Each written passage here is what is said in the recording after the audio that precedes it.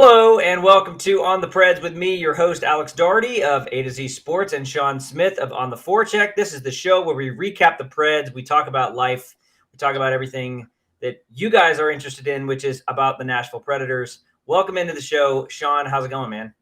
Oh, Alex, it's going great. We've got the wait, hold on, where is it? There it is. We've got our Preds tree up in the There it office. is. Everything's going really well. Preds tree. Now I know I think I said last time I was going to start decorating the set for Christmas. I have not done that yet. I've decorated it for Phillip Forsberg, obviously. Well, it's worth celebrating. I guess if you don't have Christmas spirit, you might as well have Forsberg spirit, and that's fine. I'll take it. Merry Forsbergmas. Yes. I think I'll start doing it. I promise. I think I'll do it next week. I think next week will be the 11th. That's 2 weeks to Christmas. I think that's a good time to start for the show, to have kind of a 2-week Christmas themed show. Speaking of show, we have a lot of show today to talk about because the Predators had 3 games this week. 2 of them went very well. One of them not so much, but we have a lot to talk about. I mean, I think the focus of today's show, if you're watching us on YouTube, which, by the way, you should be doing that. We have a YouTube version of this show, which is all video. And obviously, we have the SoundCloud, the Spotify, iTunes. You can catch us on there as well. But if you're watching us on YouTube, you notice we are talking a lot about Phillip Forsberg today. And I think because, number one, he had an insane week with the Nashville Predators where he was he scored a lot of goals, including a game winner and a couple game winners. And he also is without a contract going into next season. And so that is a big topic of discussion. It's going to be pretty much all people want to talk about with this team for the next several months. So we're going to cover all of that. To do that, we have to first recap the week.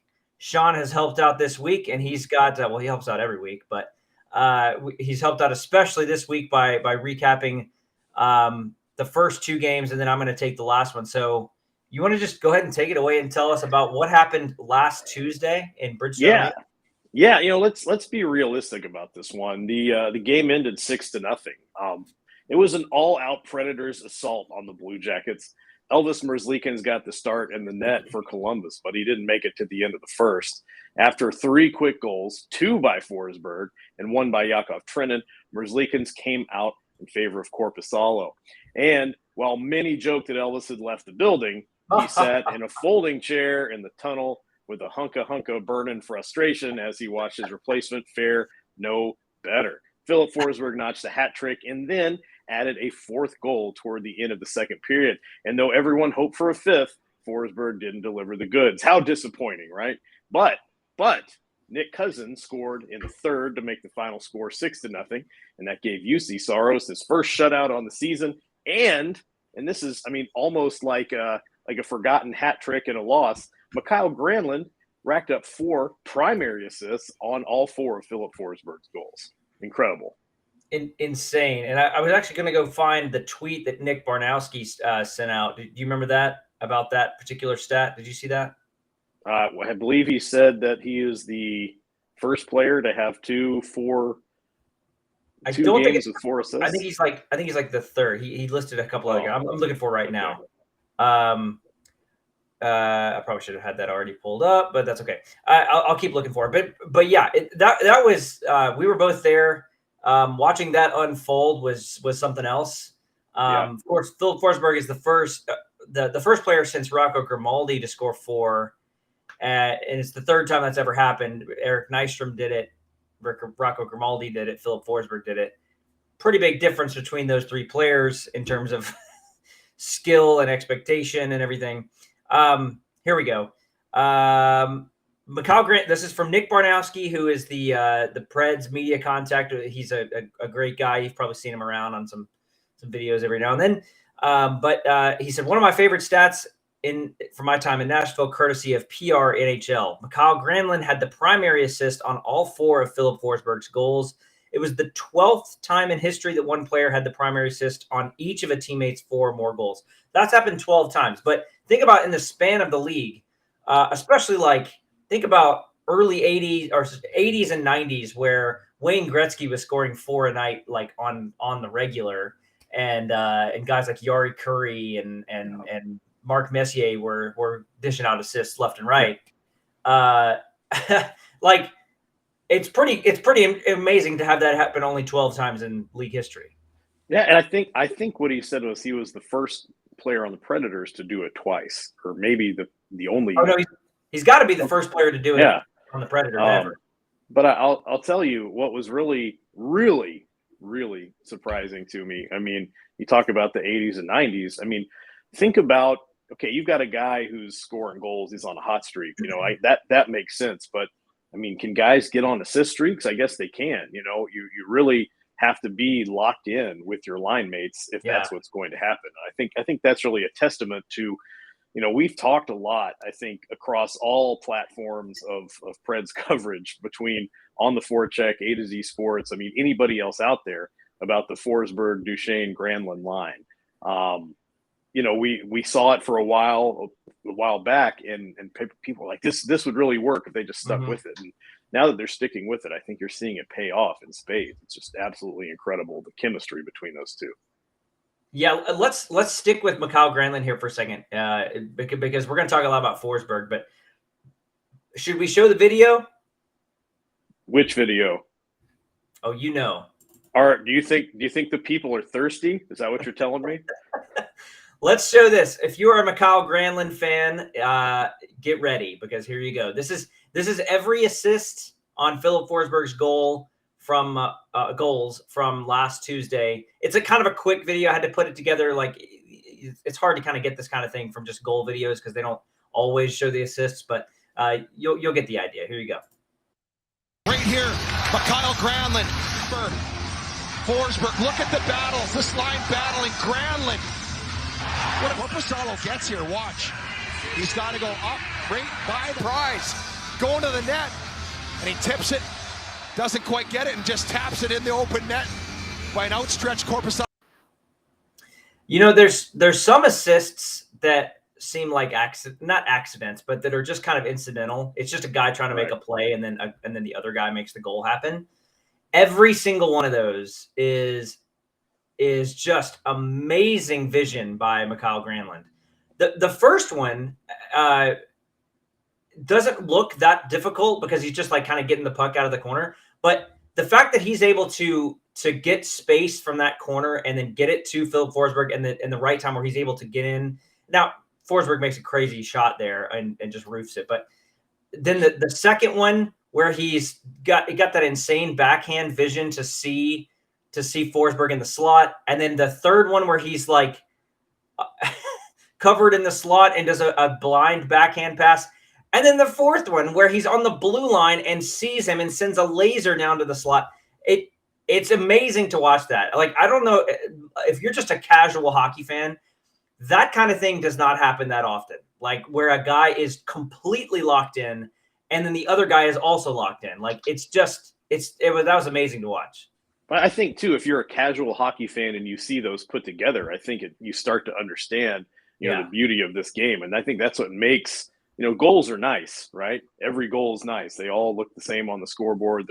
Some of them are trickier than others, but gosh, racking up 4 assists like that and beautiful ones. Talk about coming out of the corner. I mean, digging a puck out of the corner, you're usually just trying to get it out, get it to one of your teammates, much less set them up for a goal. I mean, that's high quality stuff. And I think, if you, Alex, were thirsty going into this, I think your thirst has been slaked. You're totally slaked. So that was an amazing game. 6-0. Columbus just got destroyed, and I mean, but here's the thing: you felt a little bit like shots were going in. The big thing that was happening there was the Preds were finishing, and then we get to 2 days later against Boston, Thursday night. Let's talk about that one. Give us the recap on that one, and we'll see kind of the difference between, what can happen from one night to the next. Yeah, I do want to say, let me add this, was that you mentioned from being at the game or the pregame skate on Tuesday that it looked like they were focused on transitional play. And I think that transitional play is a lot of what led to that just offensive assault on the Blue Jackets. So looking at the Thursday night game against the Bruins, this is kind of what we were hoping, I think, that the Preds would employ that same tough neutral zone play against Boston that they played against Columbus. But before that had a chance to really develop, Boston went up 1-0 on a goal by Jake DeBrusk. Then a few seconds into the second period, Brandon Carlo scored and made it 2-0. And after that, the defense-heavy Bruins took over the neutral zone with a well-designed trap defense that made it near impossible for the Predators to get a clean zone entry or even get set up once they were able to enter the zone. The game ended 2-0. The Predators didn't necessarily play a bad game.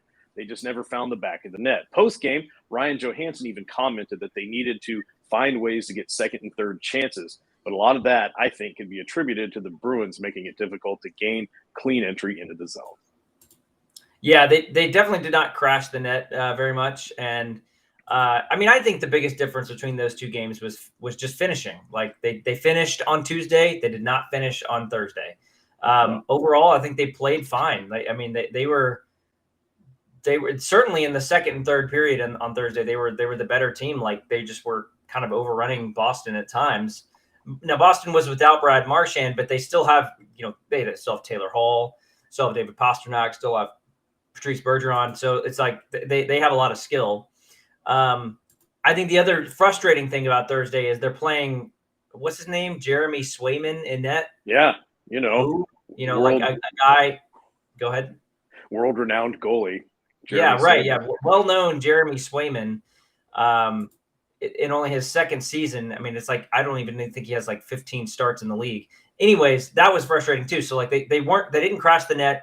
I don't think they tested him enough. He made some pretty good saves, but that was frustrating to have that happen on the heels of Tuesday, right? Yeah, big time. So. You want to show any goal highlight videos from that night? Oh wait, no. Unfortunately, nothing. Johansson seemed. I think his assessment of that game was accurate. Like they did not seem too, I guess, upset might be the wrong word, but they did not seem too frustrated with themselves because they just were like, you know what, we feel like we still played pretty well.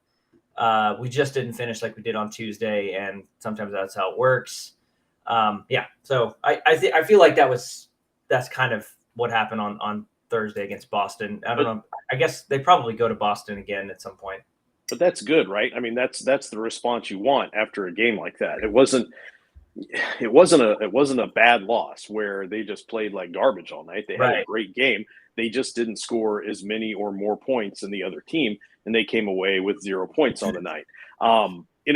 Being realistic, if you think about something that John Hines has been saying for a long time, after a win, don't get too high. After a loss, don't get too low. Take the lessons and move on. And I think if you can see the team is taking those lessons immediately after the game and not getting too low, that's really what you want, because you don't have to take time out of your, the next day or two you have off to refocus. You're already focused on the next game. And I think maybe, that's what we saw, because if you look at the results from the last game, there was a pretty good turnaround, I think. I think they took the lessons and they applied them. Right. By the way, there were also a lot of Boston fans in that building. Ooh. That was kind of loud. The other thing me and you were talking about during the game, that what Boston was doing is something that a lot of teams do, and throwing that neutral zone trap. You brought it up in your recap of it. That's really tough to fight against. And for the Predators to be a counterattacking team, like that's their strength, a transitional counterattacking team, that is the way to shut it down, is the neutral zone trap. You go up 1-0, 2-0 like that. And it can be very difficult for a team like the Predators to break through. It takes a power play to break the pattern of everything, or a defensive breakdown by the other team, or just an incredible individual play like a Connor McDavid type play to get through it. It's just very difficult to break if it's well organized. And so anyways, that's what happened against Boston. Let's talk about Saturday though, because that was a kind of a different game from both of those, honestly, because I feel like there was a lot early on that the Predators did well, and then Montreal kind of fought back, got a little scrappy there for a little bit, a couple fights in there. But really a nice way to follow up getting shut out at home by getting a nice overtime win. So the Preds largely dominate the Canadiens throughout the entire game, as we would have liked to see a couple weeks earlier in Montreal, the secret Matt Duchene hat trick game. But the Preds go up 1-0 on a deflection by Eli Tolvanen. Finally, that kid gets some good luck because he needed it. Only his second goal of the year. Nick Suzuki ties it up on the power play for Montreal. A little bit later, Christian Dvorak gets a goal, and I guess I really thought that was going to be goalie interference. It looked to me like he shoved Alex Carrier into Saros. We can talk about that if you want to. But the refs thought otherwise. It looked to me like that should be goalie interference. But anyways, Tanner Jeannot ties it up, and then the Preds when Tanner Jeannot tied it up, that was like a whole sequence where the Preds were just completely overhauling the zone. Like they just moved in. Like they were all over the place for like 5 to 6 minutes. Then in the third period, the Preds did not let up. They outshot Montreal 17-2 in the third period. Although Montreal did get a goal on one of those shots. Luke Cunnin had to tie it up to send it to overtime. And from there, just one of the most entertaining and just spectacular overtime plays I've seen in a while from this team. We'll show it in a second. Phillip Forsberg gets the winner. But did you want to say something about the Dvorak situation? Yeah, and I think I was thinking it. I didn't have a lot of people in my immediate vicinity to discuss it with, but between periods and the media lounge, that was the talk was, if that's not goalie interference, then why was the situation with Tommy Novak goalie interference where you're barely brushing a glove? The league just kind of needs to get together on this. I think that the heart of the matter is that I think it's difficult to say how much effort Dvorak needed to push Carrier in there. Like his hands were on him, and he definitely guides him that direction. It does seem a little bit like Alex Carrier's momentum is just taking him into Saros. Like he definitely wasn't high enough in the zone to take him away from the goalie. But Dvorak definitely makes that happen. Like if Dvorak's not there, Carrier does not run into Saros. That's the key, I think. Right? I agree with you on that 100%. And it's looking back at the Novak situation, I mean, we're talking about a glove being brushed. And what's frustrating, even Chris Mason, Predators broadcaster and former goalie for the team, said, I wish we had goaltender interference like that when I played. Because it's just I don't know. It's not enough, I think. If that's not goaltender interference, then there's no way what happened with Novak is goaltender interference. And in both of those situations, that's the difference between winning a game and losing a game, right? So I have a really hard time when you have that kind of not inaccuracy, but where there's just no consistency on what that actually is. It's not easily defined, apparently. So I don't know. They need to look at that. That may be an off-season area of emphasis is figuring out they've been working on that. They've been working on that in the offseason like many times. I mean, they continue to struggle with how to define that. But in the end, it didn't matter because the Predators, had it tied up in the third. They go to overtime, and then we've got to show this play. So like, there's a lot to think about here. I think there's 4 things that happen that I think are spectacular. Like they're just kind of mind blowing how good they are. And we'll break it down, but I want to show the play first, then we'll talk about it. Very much, I'll take it. Josi to Johansson. Johansson's tired. He'll head to the bench. Josi keeps it moving. Josi drops it off. Forsberg can't get there. Forsberg looking for the bouncing puck. 17 seconds. Stick dropped. Granlund behind the net. To Forsberg, he scores! Yes, sir! Okay, so the first thing that I see is, so the lead into the play, Montreal had turned it over, and turning the puck over in overtime is a bad news bears, really. Yossi sees an opportunity. And they've had it for a long time. Yeah, they'd had it for a while. Yossi skates through and just, I mean, he looks like he's an amazing skater all the time, and he skates through with a ton of confidence, but he just sees the holes as no other player does, really. And at the same time, Johansson, who's been out there a while, has to get off. He's really struggling to get off there.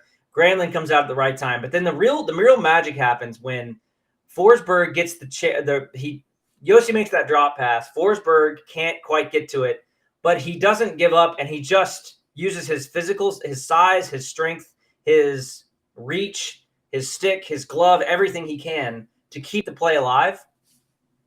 Finds it, gets it out to Granlund, gets his stick caught and then knocked to the ice, goes back and picks it up.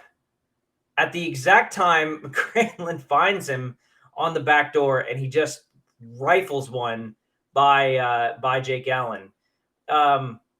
Which part of that play is your favorite part? I mean, I'm struggling to figure out which part's my favorite because it's all pretty incredible. Let me say this as someone who's sitting in the arena as this is happening. There's this element of seeing a play developing from up, kind of a bird's eye view almost where we are.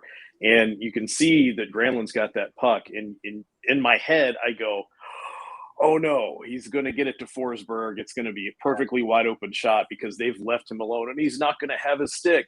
And that's my big concern. And then miraculously, when that pass comes, that sticks in his hands. And I had stopped, honestly, I've watched the replay several times, but when watching it live, I went, oh no, what's going to happen away from Forsberg? Because they're not even paying attention to him. He's going to be stuck in this trying to pick up his stick situation. Game's almost over. I mean, we're about to go into a shootout. And what's funny, he could have put his hands up. He could have called for some kind of interference, or just like, hey, knock the stick out of my hands. And if that happens, and that game goes into shootout.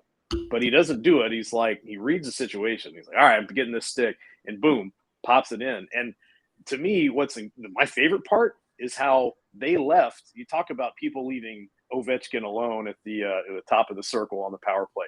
They left Forsberg alone without a stick. And I guess you can't do that. Not if the stick's not broken. You can't use a broken stick, but you can definitely use one that's been knocked to the ground. He picks it right back up, right where he needs to be, and just pops it in. It's game over. And that, to me, just that whole concept of let's skate away from the biggest threat on the ice when the best passer we have on the team is ready to pop the puck back to him. That's the best for me. I think the key to them abandoning him was more about I think because they saw Granlund coming around the back of the net, and so I guess they figured that he was going to try for the wraparound, or he was going to try to get it to the front of the net. They were just trying to get there. I just want to say this: the skill. I don't want people to think about, or I don't want people to forget that the skill that it takes for Forsberg to, in 2 seconds, maybe, I don't know how long it was, maybe 2 seconds, to find where his stick is, pick it up, and get his hands in the right position to make a shot that is such a tough angle. Because in order to do that, you have to have your hands in a very specific place on the stick. You can't be too low on the stick. If you're too low on the stick, you're going to either miss the puck or it's going to sail wide. If you don't have your hands in the exact right spot to make that shot, which I'm sure Forsberg practices 100 times, a million times a day, the skill to do that is so incredibly tough. Like how he's able to make that play happen in that just. I think that's my favorite part is the identifying where his stick is on the ice, which, by the way, can be challenging because it's ice. It can be anywhere. He turns around, finds it, picks it up, waits for the pass, and makes the shot all in like this one fluid motion. People have found clips of players scoring goals where they're skating by they drop their stick or their stick breaks. They skate by the bench and someone hands them a stick out the side. Those are great. Those are easier than what he did, because when you're skating by the bench, you're upright, right? You're upright. You have another couple of seconds to get your stick, get your hands in the right position, and then go into the zone and score a goal. He didn't have that. He had to bend over, get it, pick it up, then come up, and then the puck is basically on its way. Like, it was much less time, a much trickier play to make. I don't want to overstate it and say it's like the best play I've ever seen or anything, but it's just a level of skill that no one else does. Like, you can't make that play happen with any other player, hardly. I mean, like, there's a few out there, but it's just such a level of like intense skill that just blows my mind. Do you know why that stands out to you so much, though? And that's something that went right over my head, is because you play hockey. I don't play hockey. I didn't even think about those things. In my head, it's just like, get stick, make shot. But you're thinking of all these other technical things, and I almost want to see it again just to watch that because of what you just explained. I think very much. I'll take it. Josi to Johansson. Johansson's tired. He'll head to the bench. Josi keeps it moving. Josi drops it off. Forsberg can't get there. Forsberg looking for the bouncing puck. 17 seconds. Stick dropped. Granlund behind the net. To Forsberg, he scores! Yes, sir! You don't have to tell me twice to play it again. It was about 5 seconds. I guess he had about 5 seconds there to go grab it. And then you can see when he grabs it, he has to get his hands really, really tight, because like, you basically want your hands to be kind of, what's the word? Perpendicular, I guess. I can't either. I think it's perpendicular to the goal line, so that you can have a good angle to make that shot. Man, it just an incredible play. But let's not forget Mikael Granlund. That was a great pass. I mean, yet another incredible pass by Mikael Granlund. So, that's what he does. Yeah. So, I mean, incredible primary assists. He's got 21 of them on the season. Well, 21 assists overall, which puts him tied for third in the league. Connor McDavid has 26, Draisaitl has 22, and then Granlund, Huberdeau, and Kadri have 21. So he's among the best assist men in the league right now. That is just so good to see if you're the Predators, because they went through the Fiala thing, and then he comes over. He doesn't blend with Laviolette very well, and then we don't know about John Hines, and then they sign him. Are they going to trade him, sign him, whatever they're going to do? It's working out now, and it's really good to see that.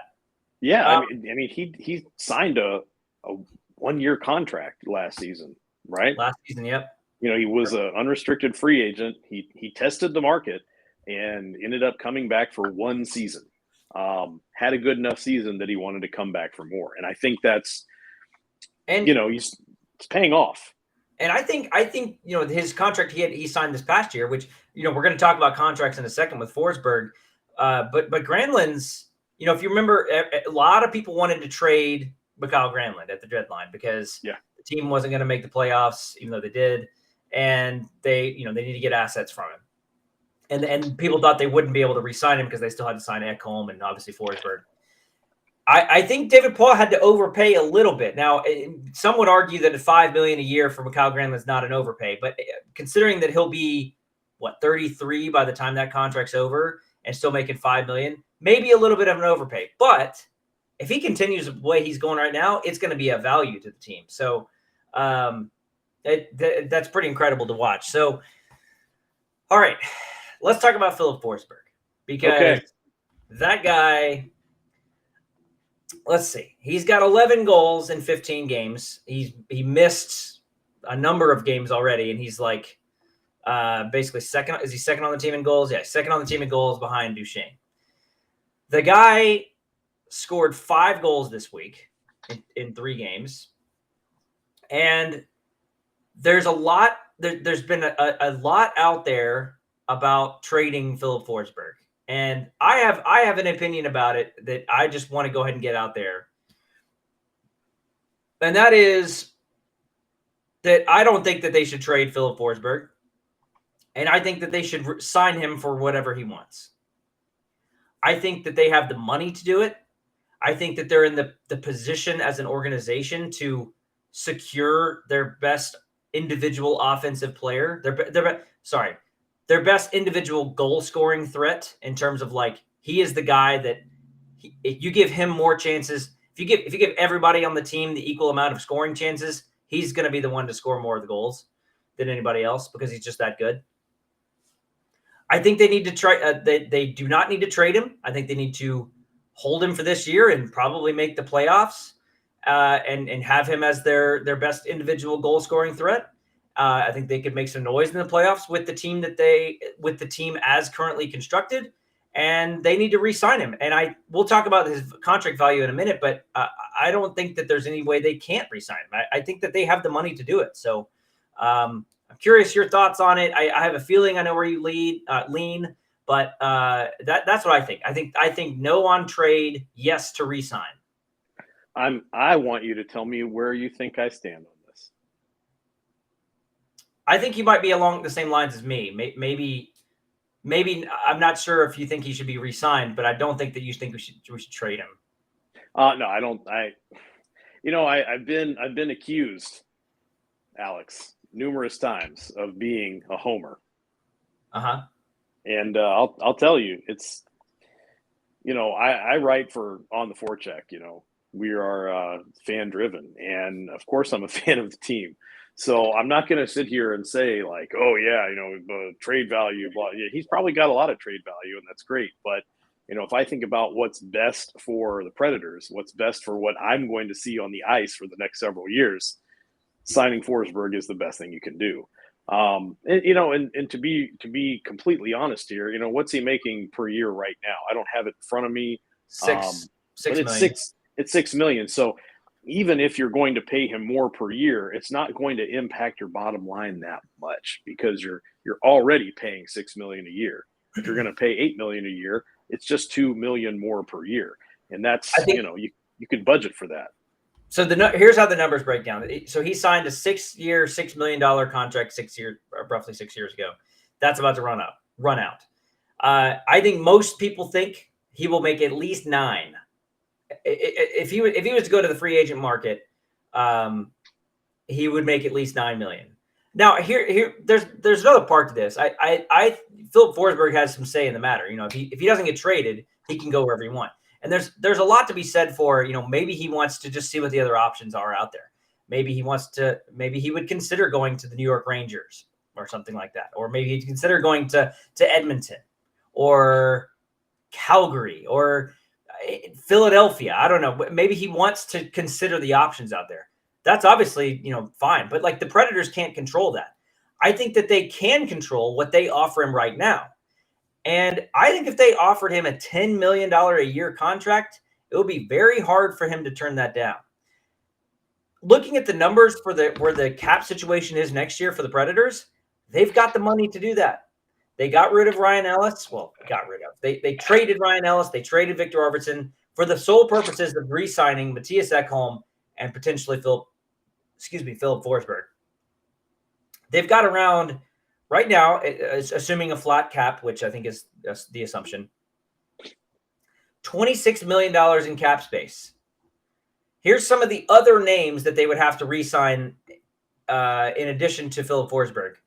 I don't know. I can't think of any of these players that would re-sign. Nick Cousins, okay, Matt Benning, Mark Borowiecki, Ben Harper. Those are the other UFAs.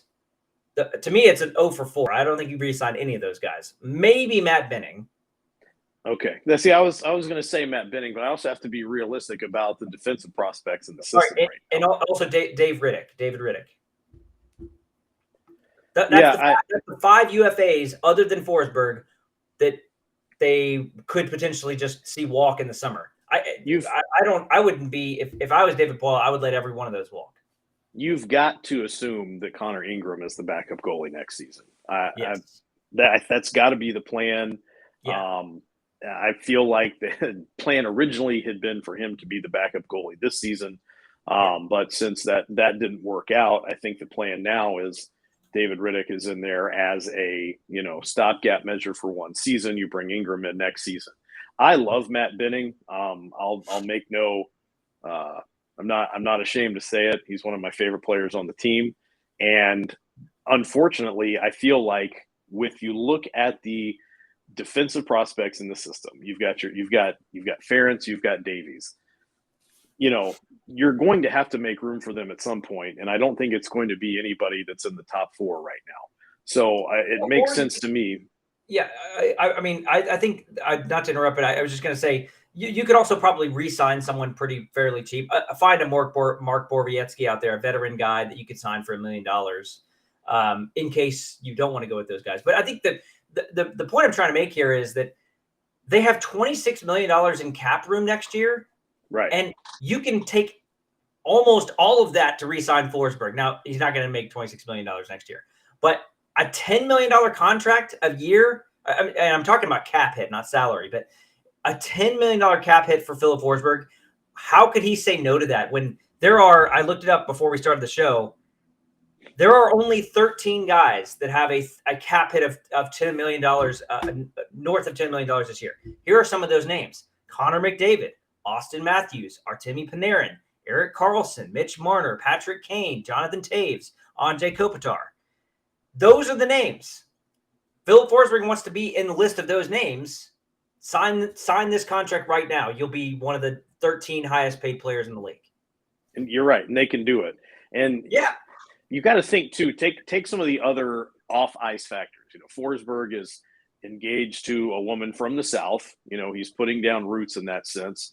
If he were to get married and then sign a contract somewhere else, assuming he would be pulling his new wife away from her family in the South, Forsberg is a man of he doesn't do a lot of crazy stuff off the ice. And he has simple taste. He likes to play his video games. Yeah. He likes to mess around at home. I mean, he's not some big like, I got to go out and party and in town. He's kind of a homebody. He enjoys the pleasures of home. And I think, when you take someone who is attracted to the glitz and the glam, yeah, maybe New York sounds, I could go to New York. I could be a star in New York. But I haven't seen anything out of Forsberg that says I want to go out and live this ritzy, fancy, luxurious life in some big city. So you think about another Swedish player like Mattias Ekholm. I mean, he's made comments several times. He's like, I already have enough money to last me for the rest of my life. I'm a very simple person. And speaking of Ekholm, Ekholm's son is Forsberg's favorite person, and Forsberg's favorite person is Ekholm's son. So you can't take him away from William. It wouldn't work out. Yeah, that's very true. I think culturally also the Swedish players tend to all kind of follow that same mindset of being pretty content with their success as it comes, like not wanting for more, not trying to be some like superstar or whatever. I mean, Henrik Lundqvist is like kind of known as being this like, the all-time greatest Swede in New York. He's the king of New York, right? But like that guy would not ever act like he owned anything. I mean, like that guy, he's such a humble, down-to-earth kind of guy. And even when he signed that contract in Washington, it was more about like just seeing if he could play again. And anyway, so I guess my point is, culturally, Phillip Forsberg fits that mold as well. And I think if David Poile were to go to Forsberg's camp and say, here's $10 million a year for 6 years, I don't know, maybe 5, but maybe 6, probably not the max 7. That it would be tough for him to turn that down, I would think, and because you just don't know. Now, I think he probably would assume that other teams could probably offer 10, but you just don't know. You don't know exactly what other teams are going to offer, and the fit might not be right. Like some team like New Jersey comes and says, we want to sign you for $10 million a year. If I'm him, I would be like, I would have a lot of questions about that, because it'd be like, I don't want to sit in the bottom of the Eastern Conference for the next 5 years. So I don't know. That I think they should not trade him. I think they should re-sign him. They've got plenty of money to do it, and that's just what I think. Let me also mention, because I keep forgetting this, they do have other RFAs that are expiring next year. Luke Cunnin, Tommy Novak, Yakov Trenin. Those are not big. Those are teams. Those are players I think they should re-sign, but the numbers on those are going to be much less. I mean, those are going to be $1 million, $1.5 million, maybe something like that. Mm-hmm. Yeah, it's not going to have as big of an impact financially. So okay, let's talk real quick about. You wanted to talk about something about being hard to play against, and then I do want to cover the Stadium Series thing. Not much, but I want to cover the jersey thing. But what I have to say is fairly brief, and it's just this. And when the team hired Dan Hinote, we got a chance to talk to him via Zoom. I think the day they signed the contract, and I was really impressed with something he said early on, and that was that. And I think I've probably repeated this 1,000 times. I feel like a broken record, but he said that if you do all the little things right for the entire game, then you're going to start to see things open up at the end of the game. And that idea really lines up with this whole concept of being hard to play against that the team wants. And what's interesting to me is I remember that sticking out to me in that interview from over a year ago. And last night after the game, when we were talking to Phillip Forsberg, he made this comment. And if I get it a little bit off, I'm sorry, but I think I've got it. He said, everyone drives all night on the team. Everyone drives all night. And eventually they won't be able to keep up with us. And I think what you're really hearing is you're starting to hear that mentality or that idea being embraced by the team. And this is your premier goal scorer on the team saying that, talking about grinding, talking about finishing your checks and doing all of the things you're supposed to do that will eventually open up the ice as the game goes on because you're wearing the other team down. That was a hard-fought game that against the Canadiens. They didn't roll over. They made it really hard. But eventually they slipped up right at the end, and that's when they were able to pounce and capitalize when it really matters. And so I think you've seen a lot of, guys scoring goals and going back to the bench and seeing Hinote, patting them on the back, shaking them, congratulating them, and everybody getting fired up. I think he chest bumped somebody, and everyone says, who is this guy? Well, I think there's a lot behind what he's doing that is driving this team to be who they are. I think it was a really good hire, and I was excited about it from the start, but I think other people are starting to notice now. And I think that's what you want out of this team moving forward. This team's built for being hard to play against, and they're really embracing it. I think it was a big hire because I think you always need a coach on the team. You need at least one coach on the team that's played in the league, which Laviolette had that. Horacek played, and I think did Dan Muse play? No, I don't think Dan Muse played. He was not a very good coach, anyways. But Dan Hinote played a number of years in Colorado and St. Louis, and I think the key to him playing in the league is that he played more recently, right? Yeah. So he played in a very during an era that was extremely defensively oriented. I mean, the early 2000s, before the lockout, I think is when he mostly played. He played a very physical game, and I think that leads to what you're talking about. Is he knows what it takes to physically gain an edge over the opponent. And I would agree with you. I think that we are seeing that, and that concept that you talked about Forsberg saying that we drive every game or everyone drives hard or whatever it was. Everybody drives all night. Everyone likes to drive my car, something like that. Maybe you can drive my car. Maybe you can drive my car. Whatever that quote was, I think is definitely right on. Okay, briefly, the Stadium Series jersey. Full disclosure, and I've said this before on several different Preds podcasts that I've hosted. I am not a jersey or fashion person. I just don't. When I see people talking about fashion or talking about clothes, I just see it doesn't make any sense to me. People talk about it, colors and lines and patterns and stuff. I guess I sort of see why people wouldn't like this one. I don't really care. I wouldn't buy one anyways, but I did like the Winter Classic jerseys. I think those looked pretty cool. And I think maybe the comparison between that one and this one is just the contrast is what's blowing people away. What did you think about them? If I remember correctly, you didn't like them, right?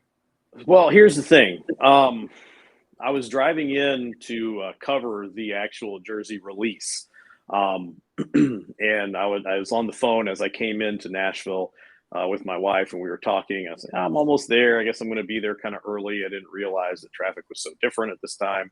Got off the phone right before I went to park, and going into the parking garage, I lived in a world where there was no Stadium Series jersey. Coming out of the parking garage, everything exploded. Just they released a video with Pekka Rinne promoting it, and I'll just say this: the lighting in that video was off. It didn't look quite right. I think it really put a bad taste in everybody's mouth. And I got down there. I was excited. I mean, this is a big reveal. I mean, who's not excited except for Alex about a new jersey? And I sent out a tweet about, hey, I'm really excited to come bring you this news. And just the replies I got were, go back home. It wasn't worth leaving. And I was like, oh no, what's going to happen? But when I saw it up close, and again, I was right in front of the stage. I saw it on Terry Crisp, and I thought it looked fine. Okay, I thought it looked fine. I thought it looked a lot better in person than it did on Pekka Rinne in that video. It had something to do with the lighting. And then they had one up in the media lounge, and I was able to get a really good up close look at it. They said that those were the only two that exist right now. Did you try it on? No, because it was not Shaun sized, and that's fine. They might kick you out for that. They would have thought I was trying to steal it, I'm sure. But I took some pictures of some detail, and if you look, and I don't know how to explain, if you look at the detail, it's really nice detail. The pick looks really good. The patches on the sides look really good. I like the numbers. They're stadium-style numbers. They're big numbers. They're supposed to be big. People have said, oh, they look like the Pittsburgh Steelers numbers. Well, guess where the Pittsburgh Steelers play? In a stadium. And that's where the Predators are going to play. You know what? I think here's the heart of where I'm at with jerseys and stuff. I am all about practicality. If I can see the numbers and read the numbers well, it's a good jersey. I like it. Okay. Well, the numbers are going to be big. If I know what team it is, what their main colors are, and who it is, who the player is, then it's an excellent jersey. If any of those three things are violated, then it's not a good jersey to me. Okay. That's how I'm at with it. I'm practical over fashion every day. The numbers are big, and the colors, you'll know who it is. People have taken umbrage with the way it says Smash, the fact that it says Smashville, and the fact that the letters aren't all the same size. And I think realistically, it's a one-off jersey. The color scheme, I think, is great.